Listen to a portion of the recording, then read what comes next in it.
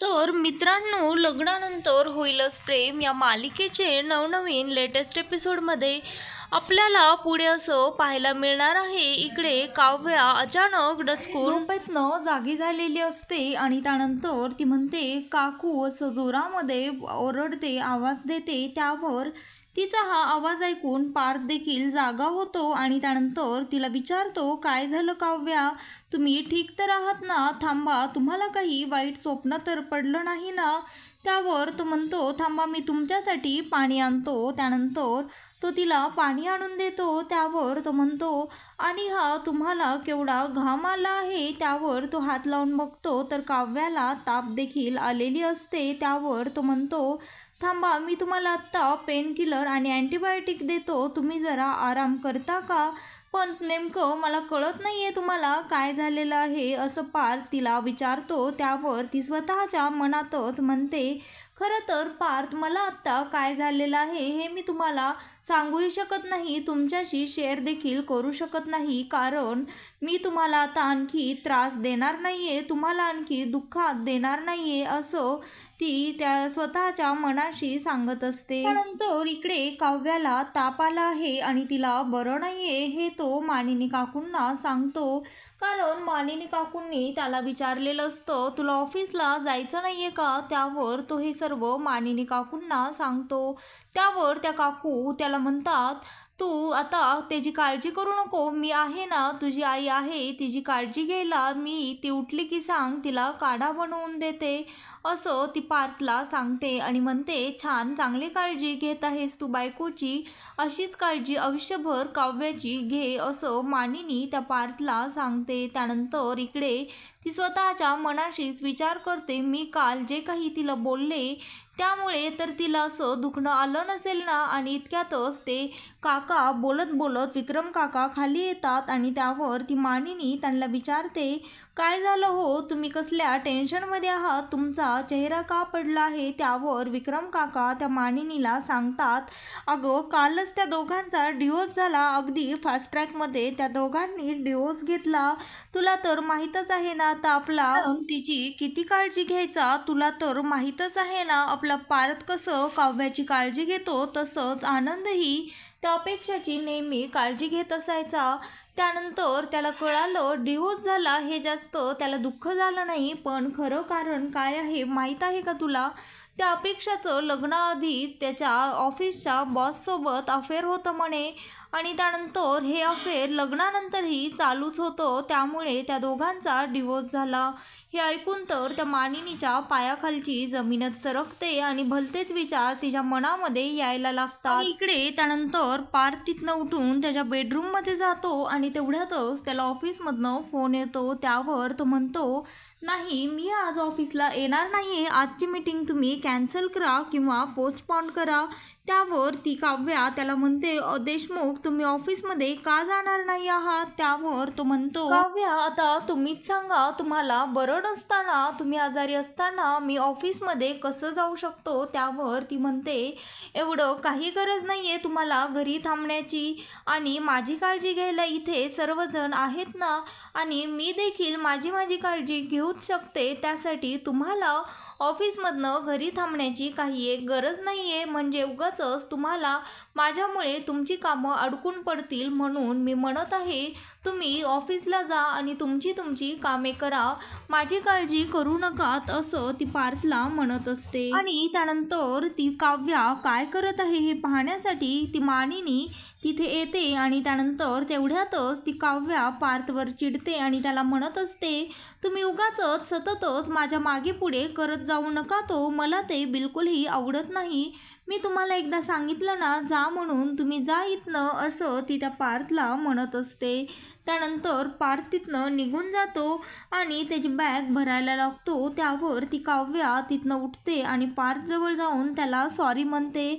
त्याला म्हणते, खरं तर सॉरी, मला तुमच्यावर चिडायचं नव्हतं, पण उगाचच माझ्यामुळे तुमची कामं खोळंबली आहेत, हे मला बिलकुलही आवडणार नाही, कारण मला माहीत आहे तुम्ही टॉप 30 आर्किटेक्टपैकी एक आहात आणि उगाचच माझ्यामुळे तुम्हाला त्रास नको, तुम्ही तुमची कामे करा, माझी काळजी करू नका, इथे माझी काळजी घेण्यासाठी सर्वजण आहेत असं ती पार्थला समजावून सांगते. जी मला माहीत आहे खूप महत्त्वाची मीटिंग आहे, तुम्ही ती अटेंड करा आणि ऑफिसमध्ये जा. त्यावर तो पार्थ काव्याला म्हणतो, तुम्ही त्याची काळजी तर बिलकुलच करू नका, माझ्याकडे अशी एक आयडिया आहे जेणेकरून माझं ऑफिसचं कामही थांबणार नाही आणि मला इथे थांबून तुमची काळजी देखील घेता येईल असं तो पार्थ त्या काव्याला सांगतो. तर तो म्हणतो, आता तुम्ही बघाच मी काय करतो. त्यावर ती काव्या पार्थला विचारते, तुमच्याकडे अशी कोणती आयडिया आहे. त्यावर तो पार्थ त्या काव्याला काही न सांगताच तिथनं निघून जातो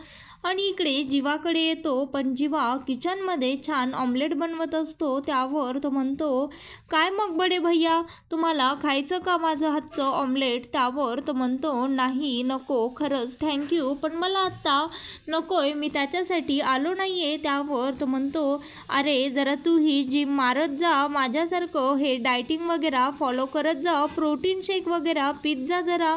त्यावर तो म्हणतो, ऑलरेडीच ही बॉडी आहे, त्याचं काय करू मी असं पार्थ तो त्या जीवाला विचारतो. नाहीतर दादा मी तुझ्यासाठी आत्ता ही बॉईल केलेली अंडी त्यावर मीठ मिरची टाकून असं मस्त देतो, तू बी का याद रखेगा. त्यावर पार्थ म्हणतो, मी आत्ता जरा वेगळ्या कामासाठी तुझ्याकडे आलेलो आहे, तू जरा एक काम करतो का, तू ऑफिसमध्ये जा, माझी एक मीटिंग आहे ती तू हँडल कर. त्यावर तो जीवा पार्थला म्हणतो, अरे दादा मी कसं काय तुझी मीटिंग हँडल करू शकतो, तुला तर माहीतच आहे मला ऑफिसमध्ये जायला बिलकुलही आवडत नाही. त्यावर तो म्हणतो, असं काय करतोस जीवा, तुला आता ऑफिसमध्ये तर जायलाच लागेल, माझ्यासाठी प्लीज तू ऑफिसमध्ये जा ना.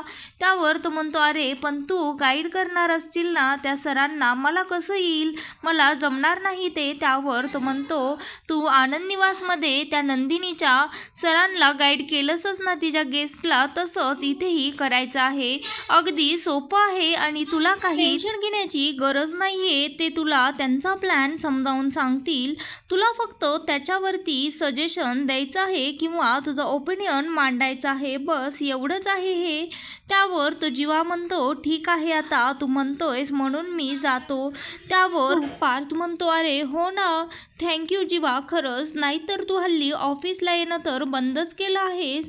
लास्ट टाईम ज्यावेळेस काव्या माझ्यासाठी टिफिन घेऊन आल्या होत्या त्यावेळेसच तू देखील ऑफिसमध्ये आला होतास, त्यानंतर तर तू ऑफिसमध्ये फिरकलाही नाही आहेस असं तो त्या जीवाला म्हणतो. त्यानंतर जीवा इकडे रेडी होण्यासाठी त्याच्या रूममध्ये आलेला असतो आणि त्यानंतर तेवढ्यातच त्याला त्याच्या मित्रांचा फोन येतो आणि तो म्हणतो, काय मग आता हा नंबर चुकून डायल झाला आहे की काय. त्यावर त्याचे फ्रेंड्स त्याला म्हणतात, काय मग चोच्या, तू तर घरामध्ये दिवसभर पडीक असतोस आणि आता आम्ही कॉल केला आहे तर आम्हाला स्टोमने ऐकवतोस.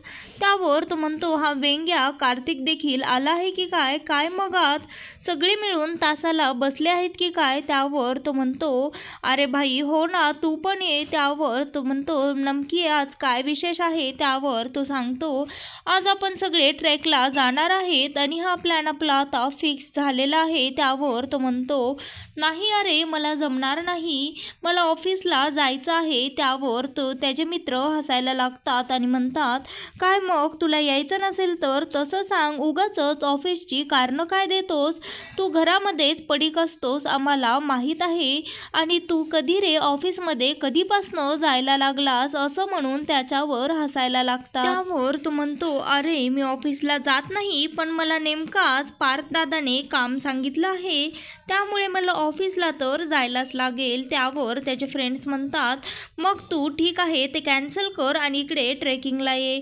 त्यावर तो जीवा म्हणतो, अरे नाही भाई आपण हा प्लॅन नेक्स्ट वीकला करूयात ना. त्यावर ते म्हणतात, अरे आम्ही ना सगळेच जण तुझ्यासारखा सोन्याचा चमचा घेऊन जन्माला आलेलो नाही आहोत, त्यामुळे आम्हाला इतर वेळी जॉब देखील असतो, इतर कामेही करावे लागतात, आम्हाला फक्त विकेंडलाच जमतं असं ते त्या जीवाला सांगतात. त्यावर जीवा म्हणतो, थांबा मी माझ्या दादाला विचारून तुम्हाला काय ते कळवतो. तर इकडे मानिनी तिची मैत्रीण तिला जे काही म्हणालेली असते त्या गोष्टीचा विचार करत बसलेली असते. मनामध्ये भलतेच विचार येत असतात, त्यावर ती स्वतःच्या मनाशीच असा विचार करत असते, ही नेमकी काव्या कशी मुलगी आहे, खरंच तिला पार्थबद्दल काही वाटतं की नाही, कारण मला तरी तिने काल स्पष्टच सांगितलेलं आहे की आणखी तरी पार्थच्या सुखाची किल्ली तिच्या हातामध्ये नाही आहे.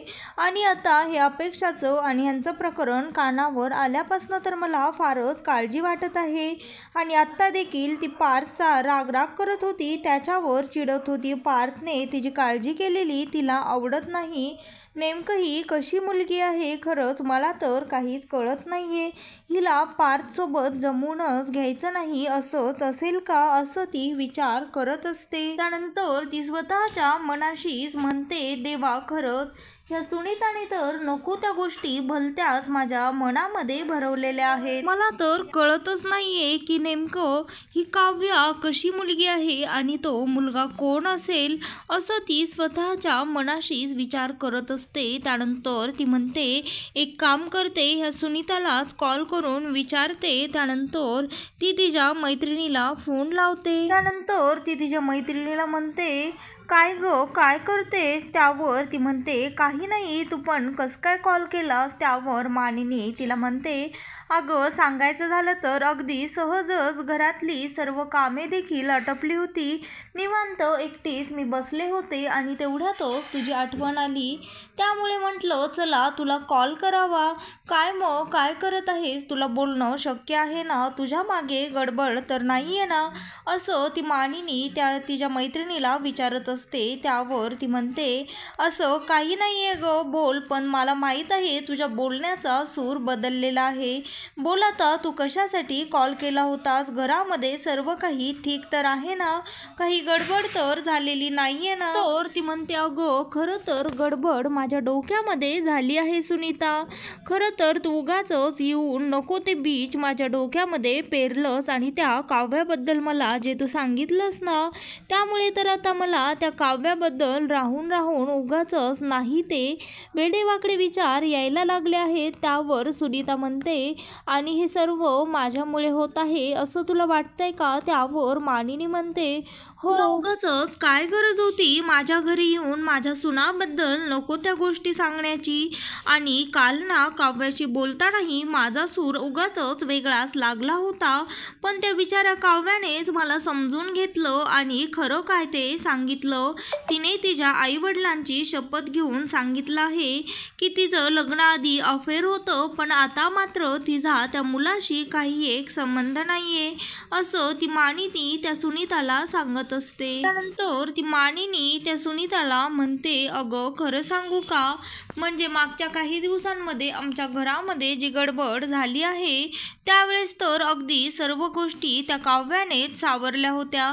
अगदीच ह्या घरातल्या लेकीसारखं तिने सर्व काही हँडल केलं, आणि सुरुवातीची जी काव्या होती ना ती विचित्रसारखं वागायची, पण आत्ता अशात जी काव्या आली आहे ना, किंवा तिच्यामध्ये जे बदल झाले आहेत ना ते फारच वेगळे आहेत, आणि माझ्या दोन्ही सुना नात्यांना जीव लावणाऱ्या आहेत, असं त्या खोट्या शब्दा घेणार नाहीत, असं मानिनी त्या तिच्या मैत्रिणीला म्हणजेच सुनीताला सांगत असते. तर ती सुनीता मानिनीला म्हणते, मग माझ्या डोळ्यांनी जे पाहिलं ते काय होतं. त्यावर ती मानिनी म्हणते, तू जे काही पाहिलंस ते अर्ध सत्य होतं. तिच्या गाडीच्या डिग्गीमध्ये ओढणी आणि चावी अडकली होती, आणि योगायोगाने तो मुलगा तिथे आला. त्यानंतर ती हतबल असल्यामुळे तिला त्याच्याकडनं मदत घ्यावी लागली, हेच सत्य आहे, असं ती सुनीताला सांगते. त्यानंतर ती म्हणते, तू उगाचच माझ्या मनामध्ये संशय निर्माण केलास.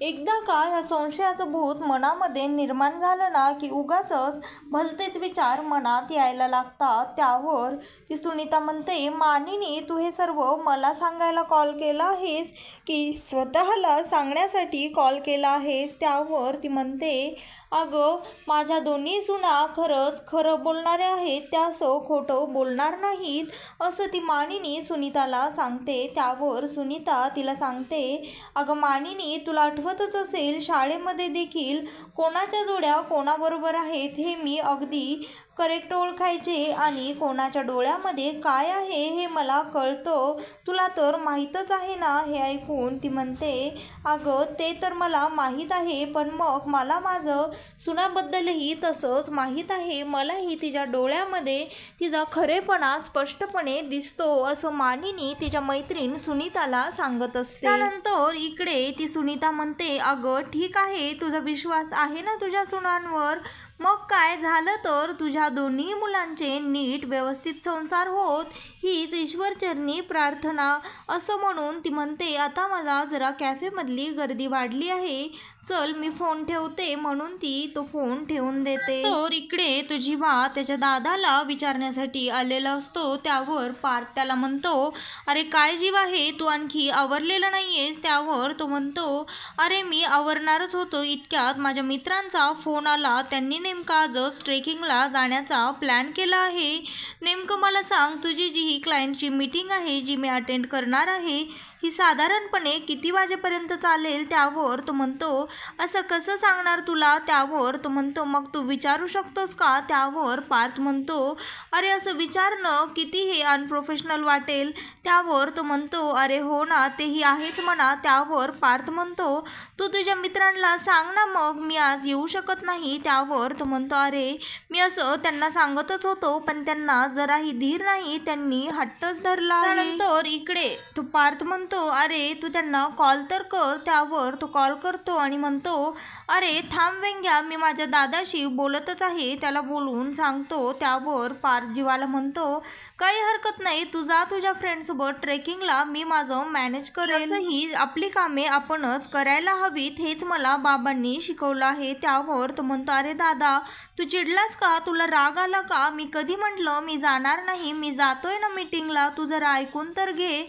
पण पार्थ तिथनं निघून जातो. तर इकडे नंदिनी आनंद निवासमधनं आलेली असते आणि जीवा तिला म्हणतो, नंदिनी तू आता माझ्याशी काहीही बोलू नकोस. ज्या वेळेस मी तुझ्याकडे आलो होतो त्यावेळेस मात्र तुला माझ्यासाठी टाईम नव्हता, आता माझ्याकडेही तुझ्यासाठी टाईम नाही आहे. त्यावर ती नंदिनी जीवाचा हात पकडते. तर तो जीवा त्या नंदिनीला चिडतो आणि म्हणतो, नंदिनी हात सोड, तुला एकदा सांगितलं ना. आणि त्यानंतर रागामध्ये झोपून जातो आणि नंदिनीला फार शॉक लागतो, कारण जीवा तिला ह्या आवाजामध्ये कधीही बोललेला नव्हता. आणि इकडे पार्थला ऑफिसमधल्या सरांनी कपल वॉच गिफ्ट दिलेलं असतं. तर ती काव्या म्हणते, हे कपल वॉच पण तुम्हाला का गिफ्ट दिलं आहे. नाही तेही बरोबरच आहे म्हणा, देणाऱ्याला कुठं माहिती आपला डिवोर्स होणार आहे. आणि असं म्हणताच तिच्या हातातनं वॉच खाली पडते. त्यावर ती म्हणते, सॉरी पार्थ, मला माफ करा, मला असं म्हणायचं नव्हतं. त्यावर पार्थ म्हणतो, इट्स ओके, काही हरकत नाही, तुटलेलंही जोडता येतच की. अगदी वॉचसुद्धा मनात आलं तर अगदी मनापासनं जुळवून घेता येतं असं तो वॉचकडे बघून म्हणत असतो. तर मित्रांनो, लग्नानंतर होईलच प्रेम या मालिकेचे नवनवीन लेटेस्ट एपिसोड पाहण्यासाठी आत्ता चॅनलला लाईक, शेअर आणि सबस्क्राईब मात्र नक्की करा. व्हिडिओ आवडले असल्यास व्हिडिओला कमेंट देखील करा.